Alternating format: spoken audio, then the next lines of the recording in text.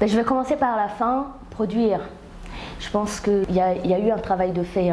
Les 20 dernières années, le métier du livre au Mali n'a pas été un secteur très florissant, mais des hommes se sont battus réellement pour installer un écosystème de l'édition. Je pense à Ismaël Samba Traoré et à Kadiatou Konaré qui arrivait juste un petit peu derrière. Corée Édition par exemple fait des très belles éditions. Les textes sont bons, la qualité de l'édition est meilleure aussi.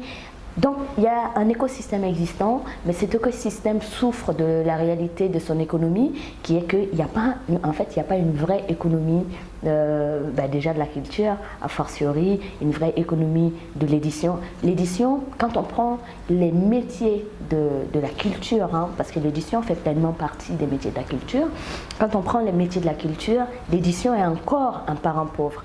Il faut développer une politique du livre. Dans cette chaîne de politique du livre, il faut des très bons écrivains.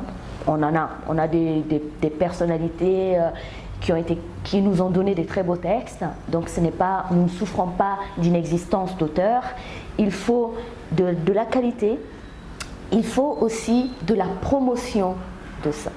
Et souvent, l'éditeur fait tout.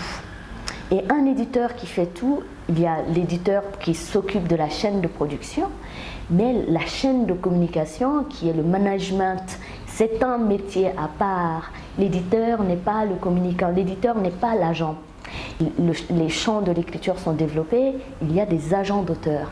Et ce sont les agents d'auteurs qui cherchent les salons du livre, qui vendent les auteurs, qui créent des événements pour permettre aux auteurs de pouvoir se promouvoir et en même temps promouvoir les maisons d'édition qui sont derrière.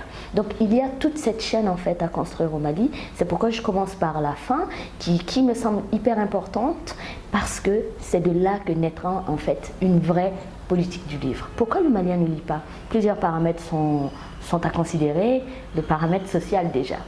Le lecteur en Afrique est un solitaire. C'est quelqu'un de stigmatisé.